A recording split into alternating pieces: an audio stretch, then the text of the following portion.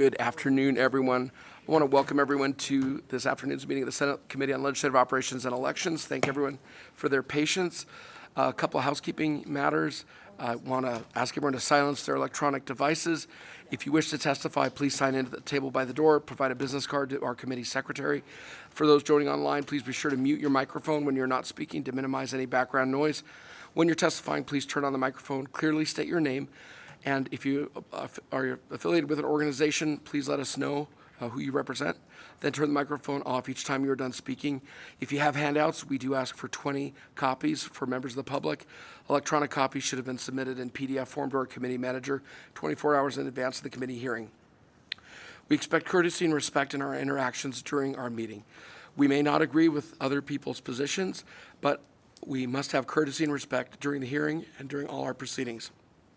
Committee members will be using their laptops to view handouts. Other documents, please do not view this as a sign of disrespect or inattention. We may take items out of order. Public comment will be taken at the end of the meeting. Each person will be limited to 2 minutes. Secretary, we do have all members present. We have a quorum. With that, I'd like to start with our work session. Director Anthony. Thank you, Mr. Chair. The one bill on work session before the committee today is AJR 6, was presented in this committee by Assemblyman Watts on May 2nd. There were no amendments proposed, and as the committee will recall, AJR 6 proposes to amend the Nevada Constitution to adopt the National Popular Vote Compact. Thank you, Mr. Chair. Thank you, Mr. Anthony. I would accept a motion on AJR 6. I have a motion from Senator Daly, a second from the Majority Leader. Any discussion on the motion?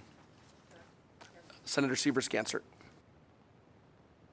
Thank you, Mr. Chair. I'll be opposing the motion. We had quite a bit of a discussion about this, and there were several issues, some of which are, changing basically the way that the Electoral College is used versus changing the Electoral College. So I think this was a roundabout. This type of legislation has come a number of times, and this is sort of another version of that. And then in the compact, or the language that was presented too, while we have to change the Constitution to get into the, I'm calling it a compact because I don't have the language in front of me, getting out was just was a clause. It didn't make a lot of sense because usually we change the Constitution. It takes a couple of votes or a couple times to the legislature and a vote of the people. And so it kind of the legislation circumvents the way that we process things as far as amending our Constitution. And then when you look more broadly about the effect of this legislation, it would significantly dilute the power of a small state like Nevada. When we have 6 members of our congressional delegation, we don't have a lot of votes already, and right now the way that we're positioned to be able to be early in the presidential primary, we have so many of the candidates come and visit our state and really consider what's important to Nevadans. And so I think the dilution of our input, our votes in Nevada is important to fight against, I guess, and that's why I will be a no on this. I think it's the wrong way for Nevada to go. And what I was trying to do is pull up former Governor Steve Sisolak's words when he vetoed legislation very similar to this last legislative session, but my computer wasn't going up fast enough. But he made a very clear statement about diluting the power that the state of Nevada has, and that we should not be supportive of legislation like this. Thank you. Thank you, Senator Seaver-Scansert. Any additional comments? I just want to make a comment. Certainly, I've seen legislation like this in the past. I think the first time I saw legislation for us to join the National Popular Vote Compact was Assemblywoman Peggy Pierce. This was an issue that Peggy cared a lot about and was very close to her heart. That bill, Peggy's, did not make it to the governor's desk. We did see it proceed to the governor's desk last session, and that was not successful. This is a different way of approaching it in terms of a proposed constitutional amendment. So if this passes this session, the next legislature in 2025 would have to consider this in its identical form and have to approve it. And then the voters would have a say as to whether they would want to approve this amendment to the Constitution or not. There was a question asked during the hearing about, well, what if, Nevada decided they didn't want to be part of the compact? That would not require a subsequent constitutional amendment. We got an answer from our legislative council that we'd be able to, through state statute, through legislative action, be able to not participate if the legislature decided they did not want us to participate in that compact. So I'm comforted by the fact that another legislature will look at this and the voters will get to vote on this. And I believe that Nevada is a very unique state. We're a very diverse state, and I think that presidential candidates, whether this compact reaches 270 electoral votes or not, will still come to Nevada, will come to Las Vegas, Reno, Elko, our urban areas, our rural areas, to try to meet with voters. That's an argument I don't believe it is correct. I think that we still will get the attention from the presidential candidates from those campaigns. So with that, we have a motion, we have a second. We had discussion on the motion. All those in favor, please say aye. Aye. Opposed? Madam Secretary, please note that the nays are Senator Krasner and Senator Gansert, and I would like to give the floor statement to Vice Chair Daley. With that, we finished our work session. Thank you, Director. I'd like to open up the hearing on Assembly Joint Resolution 8. Thank you very much for joining us. I see we have a lot of our colleagues from the Assembly today, Assemblywoman Miller, Assemblywoman De Silva, thank you. And I see Mr. Hasibullah on the Zoom. So thank you all for being here.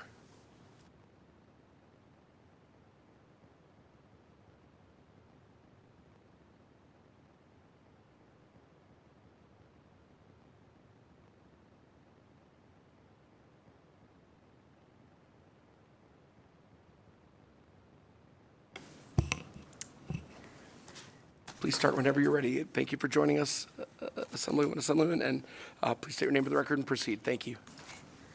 Thank you so much, Chair. Thank you, Chair and members of the committee. Thank you for having us today to hear this Senate Joint Resolution 8. I am Assemblywoman Brittany Miller, representing Assembly District 5 in Clark County. I, along with Assemblyman Ruben De Silva and Attar Hasibullah, the Executive Director of the ACLU, are here to present AJR 8, which urges Congress to deschedule marijuana as a Schedule I controlled substance. AJR 8 builds upon decades of Nevada law and reflects the will of the people in the majority of states across our great country. The people of Nevada have enshrined this right to use both medicinal and recreational cannabis in our state constitution. It has been legalized for medical use in 37 other states and recreational use in 21 other states. Despite widespread support for legalization, cannabis remains as a Schedule I controlled substance. Federal scheduling places state legal cannabis businesses in a difficult position.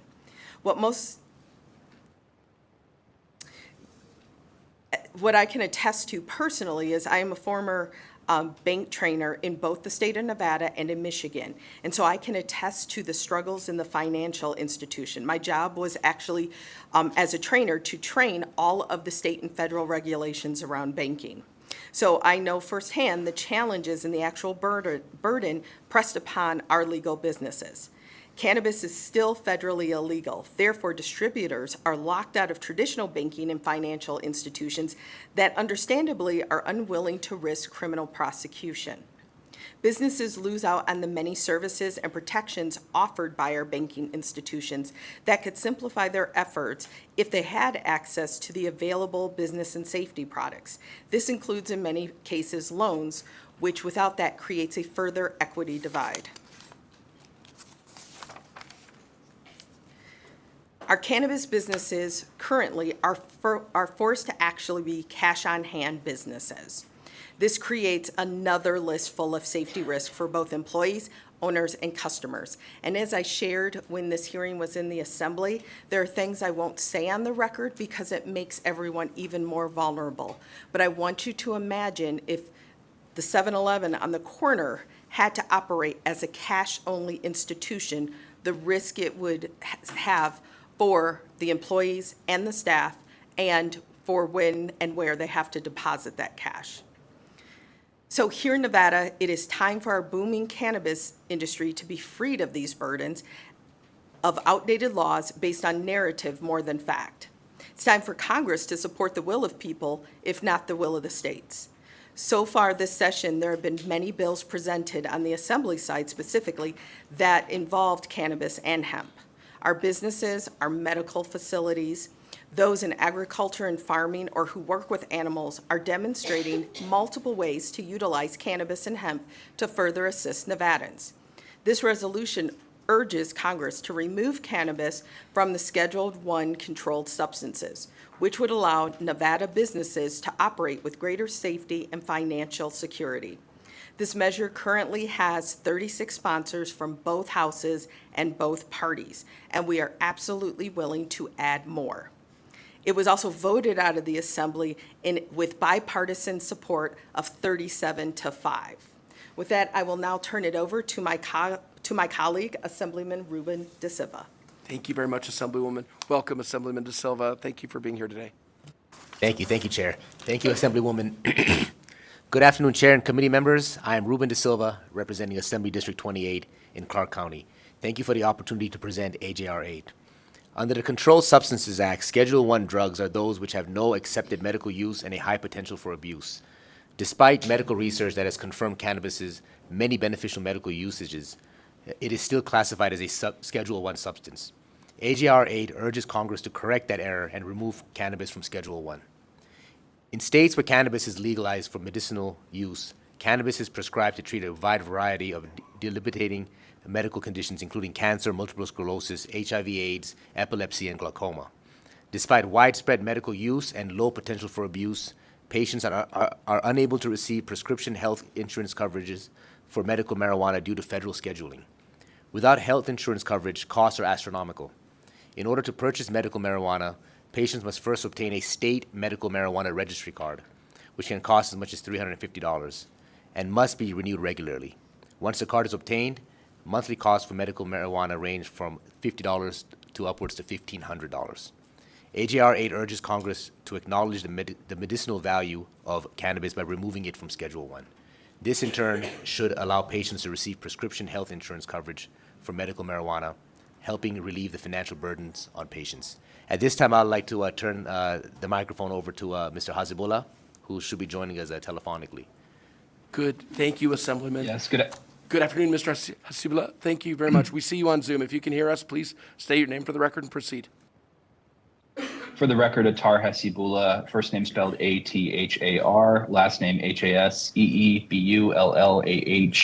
I'm the Executive Director for the American Civil Liberties Union of Nevada. I want to thank the members of the committee for hearing this resolution today, as well as Assemblywoman Miller and Assemblyman De Silva for bringing it forward, alongside the 34 other co-sponsors, I believe, 33 other co-sponsors that have signed on in a bipartisan fashion to support this bill. I'm going to go over some of the technical specifics of this resolution and why we view this resolution as being necessary and why it's coming in resolution form. So it's important to draw a distinction between state law and federal law. At the state level, through our litigation efforts, cannabis has already been descheduled, not only removed from Schedule I at the state level, but descheduled entirely. And part of the reason it was descheduled entirely is because there's a comprehensive regulatory regime in place in the form of the CCB that precludes its need to remain a scheduled substance. Nevada has long recognized the medical value of cannabis, dating back nearly 3 decades ago, a little over 3 decades ago, actually, at this point, when we codified cannabis, medical cannabis into, I should say 23 years ago, into the Nevada Constitution. And Article 4, Section 38 of the Nevada Constitution specifically requires the Nevada Legislature to provide by law for the use by a patient upon the advice of a physician during treatment, the ability to utilize marijuana at the state level. Now, several years ago, we also approved recreational cannabis, but what's happened is there remains a conflict of laws to a degree. The federal Controlled Substances Act still precludes the ability to treat marijuana in a normal fashion as we've done in Nevada. And the reason why is because it remains on Schedule I, despite it having recognized medical value for use in treatment specifically. We've only asked that this be removed from Schedule I at this point instead of descheduled entirely by resolution, specifically because the federal government at this point does not have a comprehensive regulatory regime in place as we do in the state of Nevada. So while we often show up to the legislature to complain that Nevada ranks dead last in almost every indicator for quality of life, when it comes to marijuana or cannabis policy as a whole, we've actually been a national leader. One of the pushes right now that's occurring is a state-by-state push for Congress to act on this particular issue. Delaware is running a concurrent resolution right now that mirrors the language here. Most of our language was extrapolated from Delaware's push. The reason why this becomes incredibly important isn't simply because of, and you'll oftentimes hear ACLU, come forward with criminal justice related pushes. And that's why we oftentimes move or attempt to move legislation forward. But what's happened here too is an entire level of instability with respect to the financial industries that support cannabis. While there is the ability to bank under federal law, even if you're a cannabis dispensary, most banks will not accept cannabis retailers, dispensaries, cultivation facilities, or the like because of the risk level associated. The cost of doing so is immense, and that is in large part because cannabis remains on Schedule 1. The impact at the state level might be nominal when it comes to addressing issues, from a criminal justice perspective, but when it comes to the banking elements, that becomes really critical. When we look towards a push for consistency across the board, there's no reason why cannabis should remain on Schedule 1 in any state or at the federal level when it has recognized medical value. And while the will of Nevada voters has demonstrated now for more than 2 decades that cannabis contains medical value, it's important for Nevada to put that position forward and make sure that Congress is clear on Nevada's position when it comes to this very specific issue. I'll be happy to answer any technical questions. I know Assemblywoman Miller and Assemblyman De Silva will be able to go through the importance of the specific resolution and why we're here today, as well if there's questions about that. But there's a couple other points I also did want to highlight. We had a couple hundred individuals sign our petition online in support of this resolution. Rather than having them call in and keeping you hostage for the next period of time, we've uploaded that onto Nellis. We have also, shared letters of support. This resolution had wide support on the Assembly side. And we're glad to see this many bipartisan co-sponsors. And the only amendment that actually came through here was to add additional co-sponsors. So we're happy to see this level of folks, this number of folks across both party lines who are supportive of this resolution. And it really is a testament to the fact that, whether or not you have personal thoughts on cannabis's use and efficacy, we've recognized it as a legitimate business industry in the state of Nevada with legitimate medical value as enshrined in the Nevada Constitution. And the will of Nevada voters suggests that this should apply across the board. So with that, happy to answer any questions. Thank you very much, Mr. Hasibullah. And we welcome phone calls for anyone who wants to call in, but the petition is great too. And thank you for encouraging folks to be active both ways. And I appreciate the bill. It certainly reminds me of a lot of the brave legislators that a few of us have served with. I think maybe Senator Severs Gansert and I served with Assemblywoman Christian Kiliani, who worked so hard on the constitutional amendment in terms of medicinal marijuana.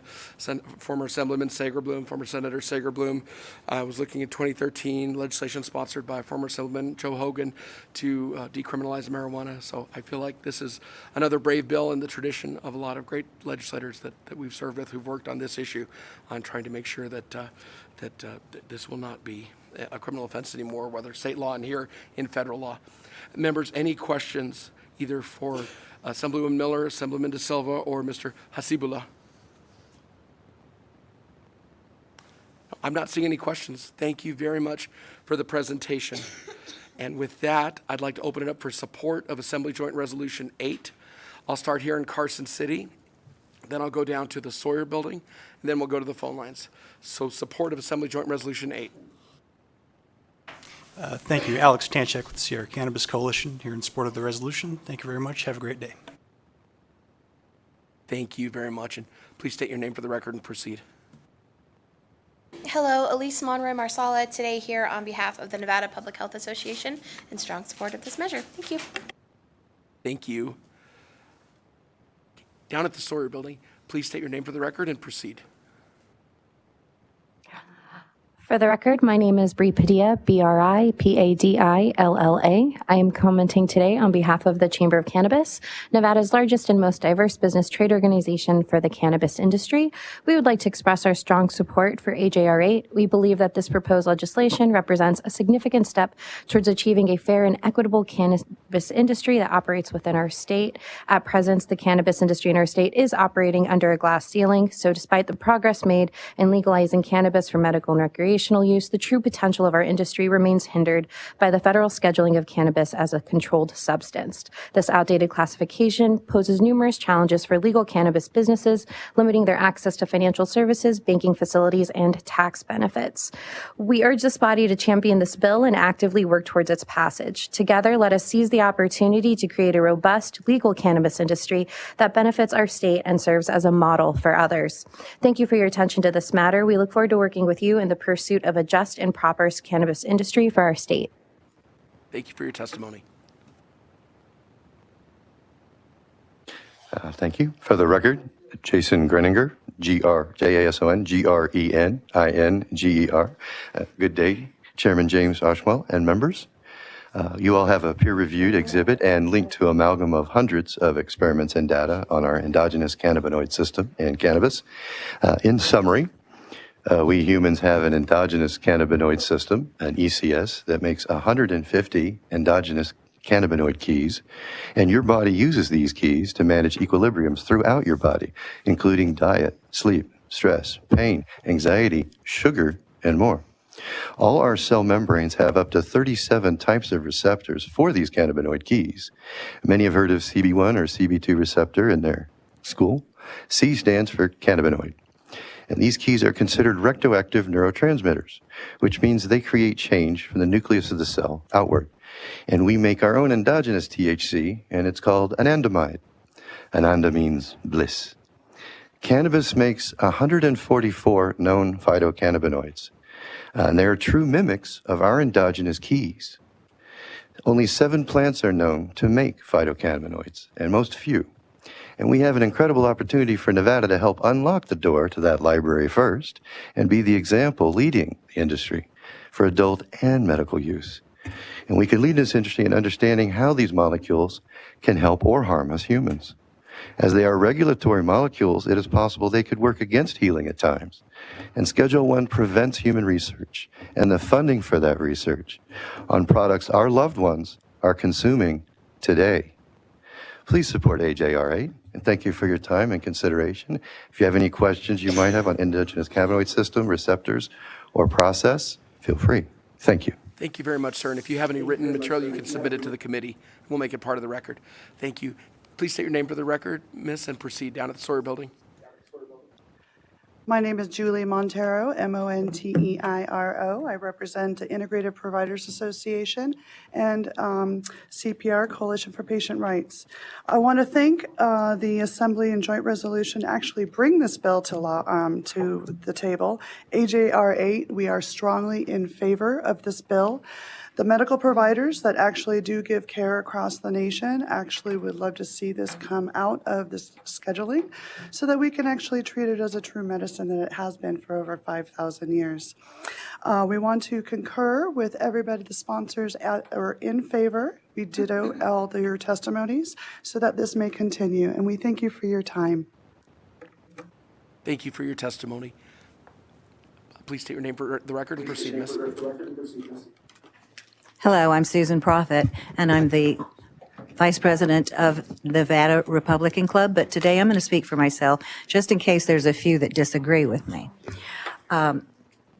I am writing to express my strong support for Assembly Joint Resolution Number 8, which urges Congress of the United States to reschedule marijuana. This resolution is a crucial step towards recognizing the medical benefits of marijuana and removing the stigma associated with it. It will also make safe, affordable medication available to us. That includes me. I have been a patient for the last 6 years on medical marijuana, and I had to give it up recently because in this state, you cannot have a carry license if you're taking medical marijuana at night. So I had to make a choice between my safety and being able to sleep through the night because I cannot lay down without nerve pain. I was hit by a truck in '94.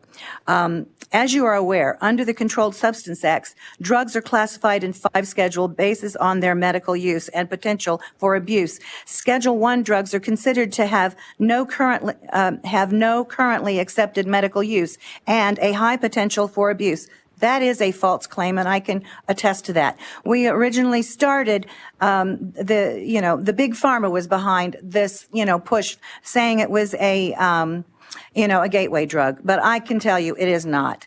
And I had to apologize to my son for getting on his case about pot because I discovered that it is actually a miraculous drug and it has healed me in so many ways. And the wonderful thing about it is that after a while when you're taking it, it no longer affects your, whatever those opiate, the what do you call those things? Yeah. It doesn't have the medical, it has the medical effect, but it helps, but you don't get that high feeling. And so it really does work, and it is not dangerous to take, and it's not addictive. It is important to note that many states have already legalized marijuana for medical purposes. We need marijuana to be allowed for medical use at the federal level. Okay, because I can still get arrested if somebody wants to turn me in if I go across state lines or have something mailed to me in the wrong state. And I understand there may be concerns about it being a gateway drug. However, it is important to realize that the substance, any substance can be abused or misused if not used responsibly. And from personal experience, I have discovered it is not a gateway drug, and it is not as addictive as tobacco and alcohol. Okay, so I'd also like to bring a dangerous situation to your attention while we're on the subject regarding overprescribed opioids in Nevada. While President Trump's opioid mandates were in place, fewer people became addicted to prescribed drugs. Street drugs became the source for those already addicted, and the cartels took advantage of that, as did China. And at this rate, our citizens are dying from fentanyl today, including my daughter. And that is a blatant act of warfare at this rate of every 7 minutes, someone dying. In my case, Biden lifted the mandates that protected us, and my pain doctor wrote me a script for 90 hydrocodone pills at one time. I was shocked and concerned because the year before I could only get 1 week's worth after surgery. Something has got to be done because we're going to see a lot of people become addicted if we don't. And I thank you for your time today. I really am glad you're working across the aisle together and push this through. Thank you for your testimony, Ms. Prophet. Thank you for being brave enough to share your personal experiences and hardships you've gone through. Thank you. Anyone else out of the Sawyer building, please state your name for the record and proceed. Yes, thank you. For the record, my name is Katree Saunders, KatreeSaunders, and I am co-founder and vice president of Pardon Me Please, which is government relations, and with CPR. I've been affected by the war on drugs at a state level and a federal level here in the state of Nevada. I've helped over 800 patients get signed up on our medical program. I've also helped establish local dispensaries and cultivations, and then the state of Nevada changed the law to exclude felons from working in the industry because I have a federal cannabis conviction.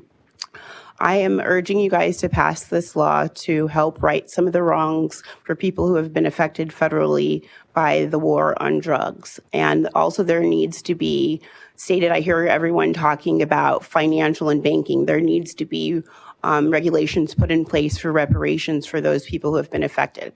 I've been unable to work in the industry because the Nevada State Legislature actively changing the laws to exclude felons, people like myself who have federal felonies from working in the state of Nevada. Also, I support ARJ8. The war on drugs has been devastating impact on communities of color, and it has been important to take steps to repair the harm that has been done. Descheduling marijuana is a necessary step in the process. Marijuana is a relatively harmless drug that has been used for medicinal and recreational purposes for centuries. It is non-addictive, and everyone has an endocannabinoid system. Descheduling marijuana would allow for regulation and taxation of the substance and much needed research at a level that we haven't had to have because we don't have the proper regulations put in place for this. So I am going to also submit more public comment and testimony, and my story is attached on my involvement with the Nevada cannabis industry. Thank you for your time. My name is Katrice Saunders. Thank you, Ms. Saunders. Thank you very much for sharing with us what you went through. And it sounds like maybe there need to be some changes, if not this session, maybe in a future session. Thank you for your testimony. Please state your name for the record and proceed. Hello, good afternoon. My name is PJ Belanger, Belanger. I'm a certified health educator. I'm a certified wellness educator under Dr. Pam Popper of the Wellness Forum. I'm also a molecular hydration specialist. I'm also certified in the JET technique of kinesiology. So I've been spending my entire life researching natural healing, teaching natural healing, and practicing natural healing because I myself am a victim of autoimmune diseases. I overcame lupus in my 30s, and I'm now beating Graves' disease and shrinking goiters off of my thyroid, saving my thyroid from complete destruction. The only thing that the medical industry offers me is to butcher me and make me prisoner to the pharmaceutical industry for the rest of my life, which I'm not willing to do. Cannabis has shrunk these goiters. They're almost non-existent now. I probably have maybe 6 weeks to 6 months left at the most to get rid of them. I get to save my thyroid. I mean, let that sink in. I'm 60 years old, never dyed my hair. I've been battling autoimmune diseases my whole life. Find one other woman my age that's doing half as well. They're not on the pharmaceutical way, the medical route. I've been all natural. I'm on no pharmaceuticals. I just came from my cardiologist because I survived 2 heart attacks in 2019. My heart's doing fantastic and healthy. And I just really know that beyond a shadow of a doubt, I mean, I was the mom throwing it away and getting after my daughters to my oldest daughter. And then when my youngest daughter, they're 4 years apart, after praying for months and months as a nutritionist, seeing the research that this is medicine, I was, what about me? What about me? Is this okay for me? Would this work for me? After 23 years of believing the lies of the drug war. It's not a drug, it's an herb. Hello, it comes from the earth. It's not to be a Schedule I drug. It's not a drug, it's an herb. It comes from the earth. It came from God. And so as living proof that we can save our organs and not need to be butchered and not need to be strung out on the pharmaceuticals, I want to push and urge for everyone to please, thank you, help us to make this not a Schedule I drug anymore and let it be accessible, affordable, and help us get rid of the stigma as well. It would be great. Thank you. Enjoy your day. Thank you, Ms. Belanger, for your testimony. Thank you. Please state your name for the record and proceed. My name is Vicki Higgins. I'd like to be in support of this. Many of my colleagues have stated what I was going to talk about, so I'm a little bit in a stumble. I do believe this is very important to get done to reduce the threat of federal interference. I want to thank you for your time on this. If we can get this federally legalized, then it would be safer for patients and we wouldn't be under risk. Thank you very much. Well, thank you very much, Miss. And could you state your name for the record? We couldn't hear it up here. Vicki Higgins, Higgins. Thank you, Ms. Higgins. Thanks for your testimony. Please state your name for the record Thank you. and proceed. Hi, my name's Kimberly Maxim, and hey, I don't have to hold the button down, sorry. I wasn't prepared to come and speak on this today, but I definitely believe that this should be passed. I am 61 years old. I have problems sleeping. I used to smoke a lot during my life. At this point, though, I am an electrician, so I am not someone who is allowed to smoke. I am on 2 different medications so that I can sleep at night and sleep through the night, and which I wake up groggy. Back in the day when I smoked weed, I did not wake up groggy. I do smoke plain CBD, which is hemp, but even that comes up as a positive on a test if I happen to not take care and pay attention to how much I've puffed. You know, I used to smoke cigarettes years back, and so yeah, I've enjoyed flower for quite some time. I think that there are a lot of people that are smoking marijuana right now illegally and having to go around other ways to make sure that they can still function in society. And they do function, and they're doing really well. The only thing that ever gets them is that drug test. You hurt somebody, even hurt yourself at work, and you're subject to take a urinalysis, and that's where the penalty comes in. It's not that anybody else got hurt because of you smoking, it's because you got hurt probably more often than not because somebody else has done something stupid and you were involved in that accident. So I think that this kind of really could help to push this stigmatism and remove it from people who are just all around trying to go to work and live their lives. Thank you for your time. Have a good day. Thank you, Ms. Maxon. Thanks very much for your testimony. I don't see anyone else at the Sawyer Building in support. So broadcasting, if we could go to the phone lines in support of Assembly Joint Resolution 8. Testify in support of AJR 8. Press star 9 to take your place in the queue.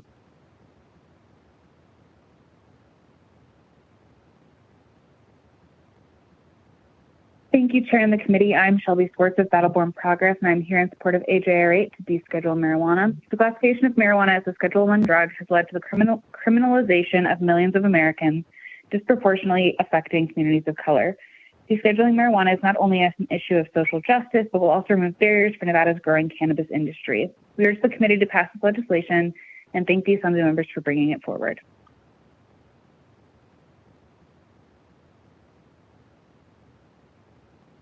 Good afternoon, Mr. Chair. My name is Brian Walker. I serve as the Senior Vice President of the Retail Association of Nevada. I appreciate the time to come before you today in support of AJR 8. I won't reiterate a lot of the comments you've heard, except to reiterate from Assemblywoman Miller about the dangers of kind of an all-cash business. And those are something that our dispensaries here in Nevada struggle with on a daily basis. We also are very cautious about the employment issues that happen because we have different federal law versus state law. And then we have many businesses that accept federal contracts or do works on behalf of the federal government. And so they are also then under the federal guidelines instead of the state guidelines. And so that makes things complicated. We believe with the passage of AJR 8 and eventual action with Congress that we can resolve those issues and continue forward. And for those reasons, we are supportive of the bill. Thank you, sir.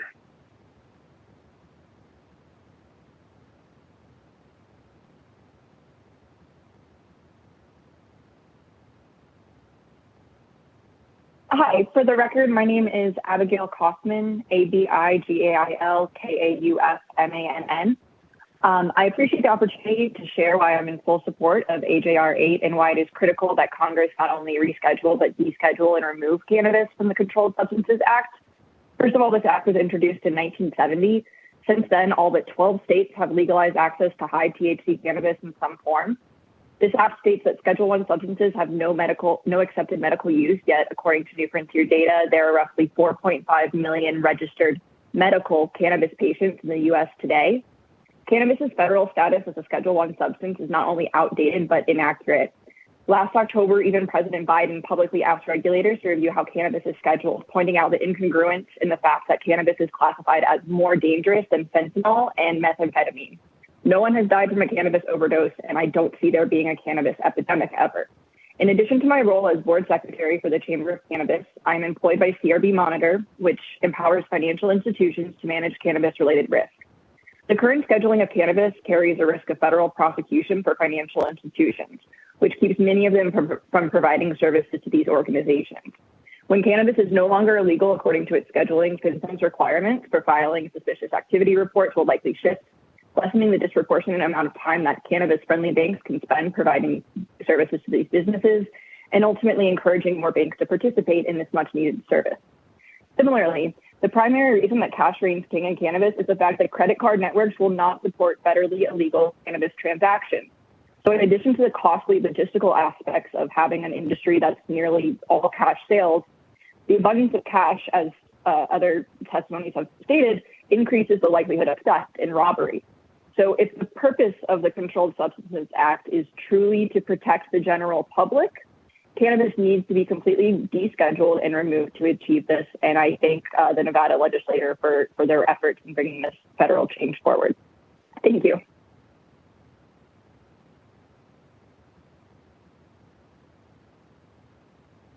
Yes, my name is Chandler Cooks. I'm representing the Cannabis Equity and Inclusion Community, CEIC. We are in great support of AJR 8. The current federal classification of cannabis as a Schedule 1 has resulted in decades of mass incarceration and many other negative outcomes that, as we've heard from earlier testimonies, many are still battling with today. Federally descheduling cannabis allows for greater research into its benefits and risk and provides greater access to medical treatment for those who truly need it.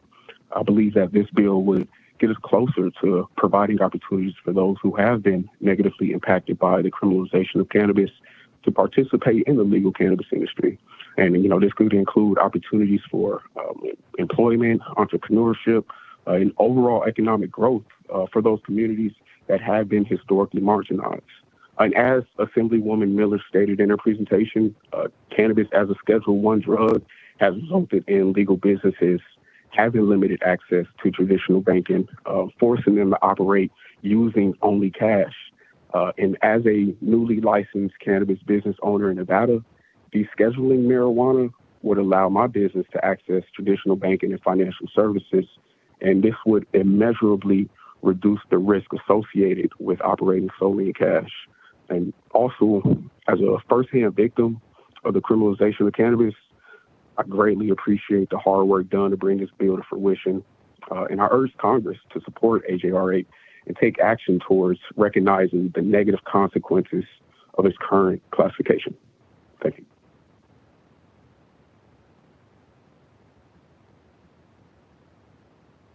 Thank you, Chair and members of the committee. My name is Matthew Wilkie, Matthew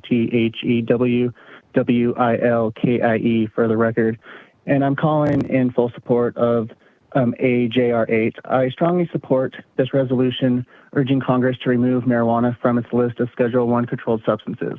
It is undeniable that marijuana has numerous medical benefits and has been recognized by medical organizations for its therapeutic uses. Furthermore, the Nevada Medical Marijuana Act and the initiative to regulate and tax marijuana have both legalized marijuana for medical and recreational uses respectively, demonstrating the evolving attitudes towards its use and acceptance. It is also unacceptable that state legal patients are burdened by the financial cost of medical marijuana because of its federal designation as a Schedule I substance, which also denies them access to medical uses or using their HSA cards, etc. Furthermore, I urge Congress to take action and reconsider their classification of marijuana as a Schedule I controlled substance to ensure that patients have access to safe and effective medical treatment without undue financial burden. I urge your support of this resolution. Thank you.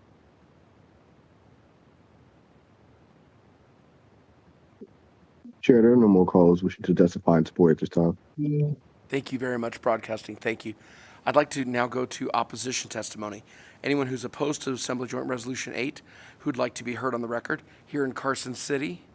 I'm not seeing anyone down at the Sawyer Building. Anyone in opposition to Assembly Joint Resolution 8? Okay, I don't see anyone at the Sawyer Building. Broadcasting, is there anyone on the phone lines in opposition to Assembly Joint Resolution 8 who wants to be heard? Testify in opposition to AJR 8. Press star 9 to take your place in the queue. Chair, there are no callers wishing to testify in opposition at this time. Thank you very much. Neutral. Anyone who's neutral on Assembly Joint Resolution 8 who wants to be heard here in Carson City? I'm not seeing anyone down at the Sawyer Building. Neutral on AJR 8. Not seeing anyone come forward. Broadcasting, anyone on the phone lines who is neutral who wants to be heard? Chair, the public line is open and working, but there are no callers wishing to testify neutral at this time. Thank you very much, Broadcasting. Mr. Hasibullah, any closing comments you'd like to make? We appreciate you and Assemblywoman Miller, Assemblyman De Silva being here to present the bill. I think they had to go to other committees. So any closing comments you'd like to make? Yes, Chair. As mentioned, for the record, Attar Hasibullah, Executive Director for the ACLU of Nevada, as mentioned, cannabis remains on Schedule I of the Controlled Substance Act, while methamphetamine, cocaine, and fentanyl all remain on Schedule II. Whether Congress chooses to act is ultimately a decision Congress must make, but the reckless nature of categorizing cannabis as a Schedule I substance by the Controlled Substance Act is the very definition of government overreach that does not serve the will of the people. The passage of this resolution and Congress eventually acting here are paramount in bringing forward consistent, logical, and pragmatic law across the country. This resolution reflects the will of Nevada businesses, Nevada's advocacy groups, Nevada voters, and the Nevada Constitution. Again, we remain open to additional co-sponsors so that when this resolution arrives in DC, the will and intent of this legislature can be clear that cannabis should not be classified as a Schedule I substance. With that, we thank you for your time and your consideration. Thank you very much for the presentation. I appreciate it. Thanks to Assemblyman Miller and Assemblyman De Silva. With that, I'll close the hearing on Assembly Joint Resolution 8, and I'd like to open the hearing on Assembly Joint Resolution 1. Assemblyman MacArthur, you've been very patient. Thank you for being here to present Assembly Joint Resolution 1, which, like AJR 8, looks like it's got a lot of bicameral and bipartisan support from the co-sponsors.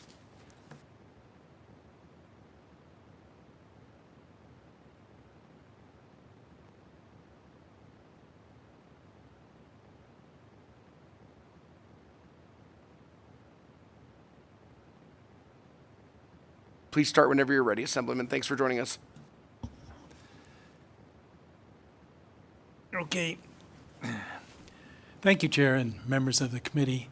For the record, my name is Richard MacArthur. I represent Assembly District 4, which is in the northwest part of Las Vegas.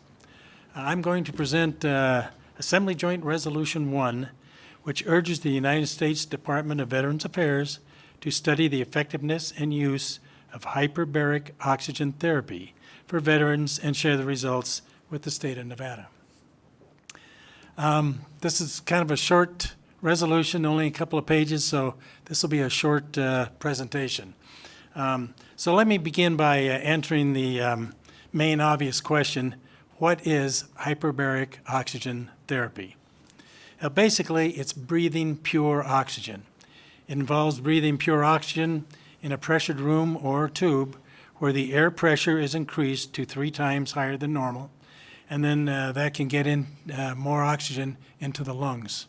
And this increase in blood oxygen temporarily restores normal levels of blood gases and tissue function. And this is what promotes the healing process and fights infection. And to get the benefits from this, though, I understand that this hyperbaric oxygen therapy, HBOT, the individual usually needs about 20 to 40 sessions. Now, the United States Food and Drug Administration has cleared 13 different disorders for treatment by this HBOT, but the FDA has not approved HBOT as a treatment for PTSD or TBI, which is traumatic brain injury. However, there have been a lot of studies that have shown positive results by using this HBOT treatment for PTSD and TBI. Also, in 2016, Congress created a commission to examine mental health conditions and to do research on alternative medicine therapies, and it included this hyperbaric oxygen therapy. So there appears to be a lot of good reasons to continue this research and study of HBOT as it pertains to PTSD and TBI. And so this resolution is basically just sending a message to the U.S. Department of Veterans Affairs that this body supports the further study of HBOT for veterans in the hope that HBOT may lead to new solutions for persistent veterans disorders like PTSD and TBI. And that's basically my presentation. Assemblyman, thank you so much for presenting the bill. Certainly I, many years ago, attended a conference where I heard a doctor talking about how he thought that there was potential for people who'd suffered brain injuries of regeneration and from hyperbaric oxygen therapy. So I think there's a lot of untapped potential to this treatment, and I'm glad that you're supporting this being available for veterans. Members, any questions for Assemblyman MacArthur? I'm not seeing any questions. Thank you for presenting the bill. With that, I'd open it up to support for AJR 1. Anyone who's in support, please come forward, state your name for the record, and proceed with your testimony. We'll start here in Carson City.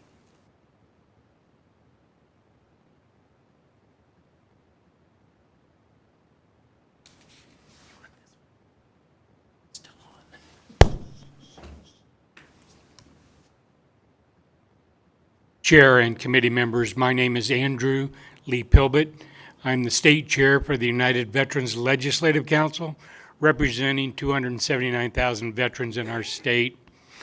This resolution actually meets one of our top 10 priorities from our veterans across the state. In March of last year and January of this year, hundreds of our veterans got together and voted, and this was in one of the top 10.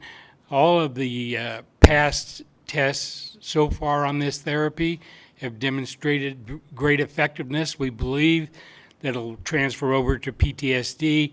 And if you didn't know, TBI is traumatic brain injury, of which most of my time as a veteran, we weren't even aware that that was a possibility. I was blown up by a grenade many decades ago, before some of you were born, and I didn't know that I had TBI, but this oxygen hyperbaric therapy seems to have a direct and positive impact. We've had a lot of TBI veterans from Desert Storm, Iraq, and Afghanistan, a lot more than past wars. And I'm sure you've seen the news of IEDs and how many of our young veterans that have been blown up. This may be one of the solutions for all of our veterans. Thank you very much. Thank you very much for your testimony, sir. Thank you. Anyone else in support here in Carson City? Down at the Sawyer Building, I don't see anyone at the Sawyer Building. Broadcasting, can we go to the phone lines in support of AJR 1? Testify in support of AJR 1. Press star 9 to take your place in the queue.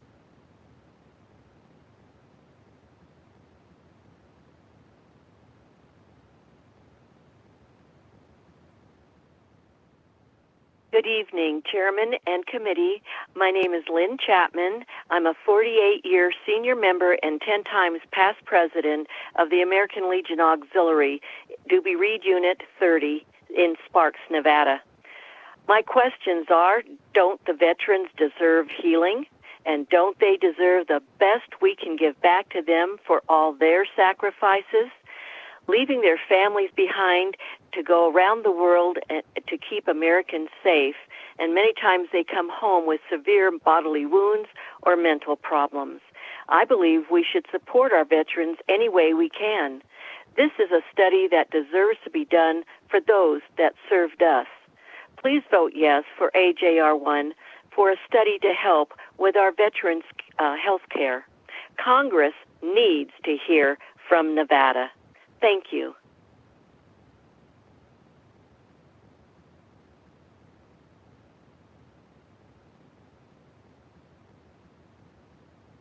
Hello, my name is Michael Ryan, Michaelryan.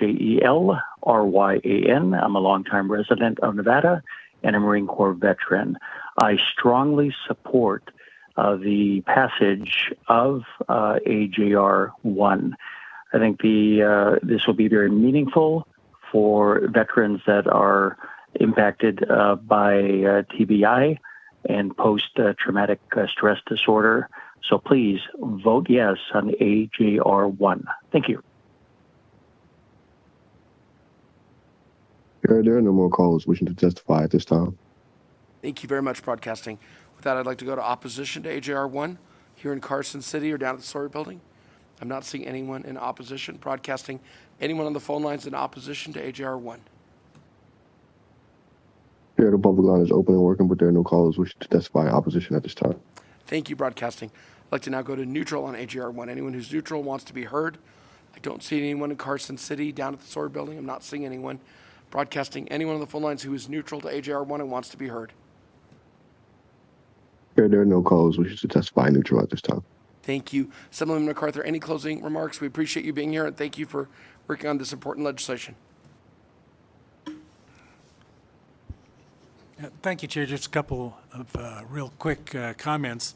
I just want to say that I appreciate all the bipartisan support that this bill has received. And I want to thank this committee for hearing this AJ1.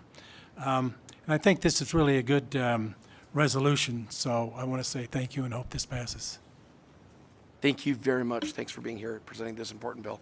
With that, we'll close the hearing on AJR 1. Assemblywoman Dickman, thanks for your patience. I'd like to open the hearing on Assembly Bill 104. Thank you for presenting it on such short notice. Appreciate you being here.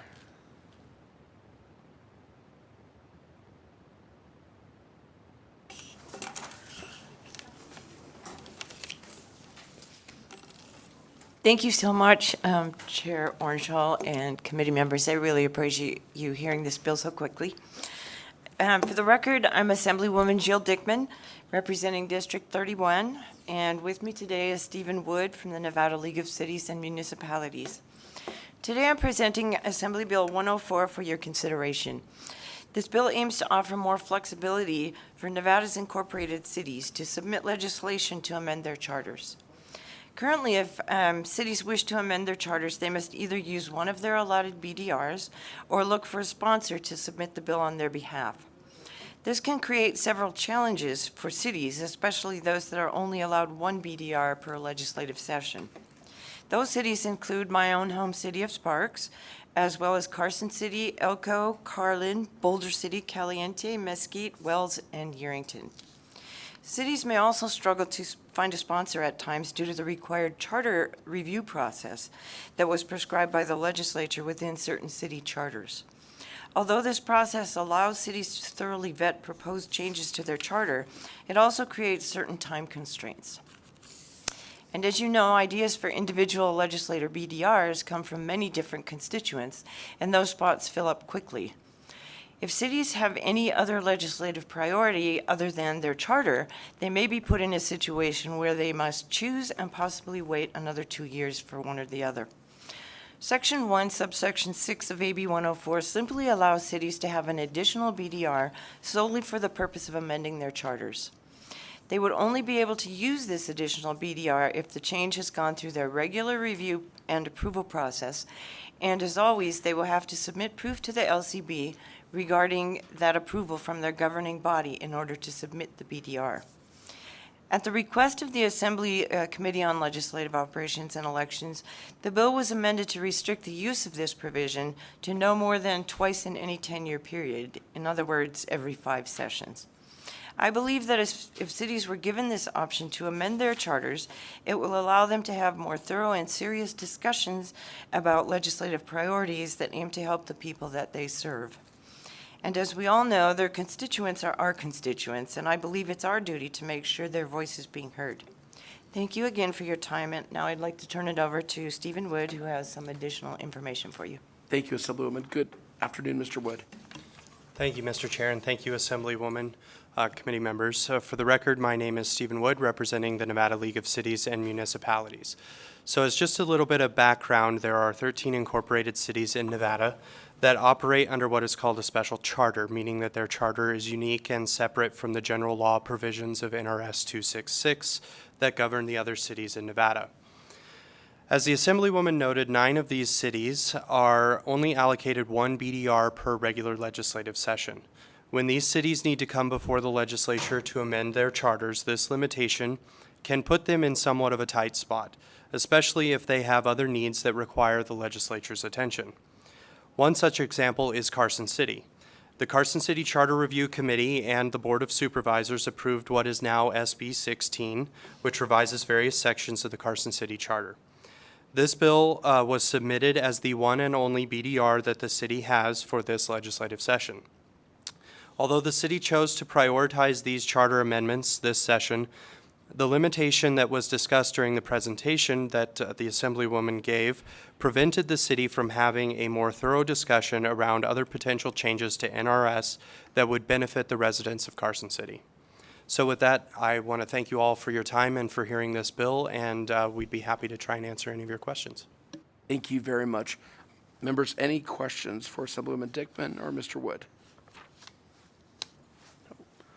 I guess the only question I have is, how many bill draft requests do you think that this would translate into if this passes over a 10-year period? So Mr. Wood did the math, and there would be a maximum of 26 additional bills in a period of 5 sessions if everyone used everyone. Thank you very much. And then just one other question, and we talked a little bit about it offline. This would apply to cities that have charter committees and ones that don't as well, correct? Correct. This, Stephen Wood for the record, this would impact all 13 of those chartered cities. So anybody that has a charter, one of the special charters that I mentioned, that can bring a bill to amend their charter, this would apply to them. Thank you very much. Thank you. All right. I guess with that, I think there are no other questions. Thank you for presenting the bill. I'll go to support for Assembly Bill 104. Anybody who'd like to speak in support?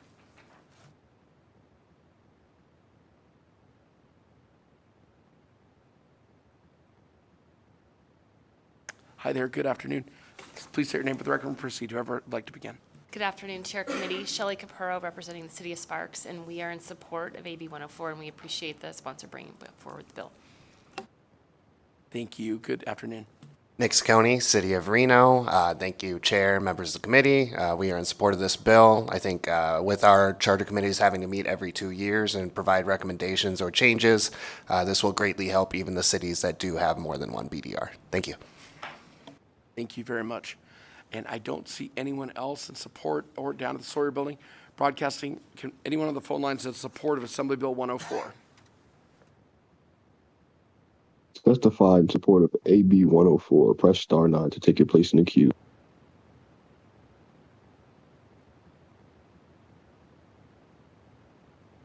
There are no callers wishing to testify at this time. Thank you. I'd like to now go to opposition to Assembly Bill 104. I don't see anyone here in Carson City or at the Sawyer Building who's opposed. Broadcasting, anyone on the phone lines in opposition to Assembly Bill 104? To testify in opposition of AB 104, press star 9 to take your place in the queue.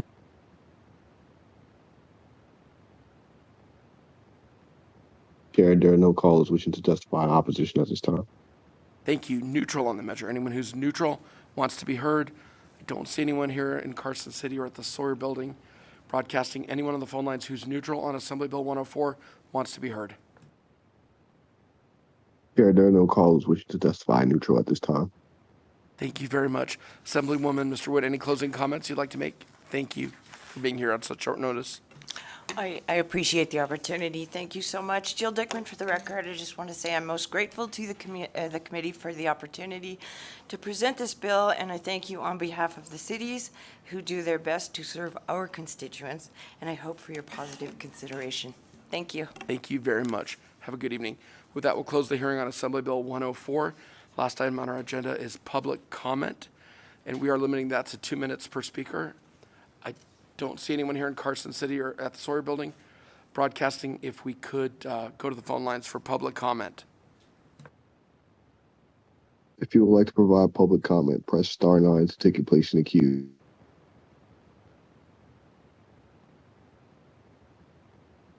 Public line is open and working, but there are no callers wishing to provide public comment at this time.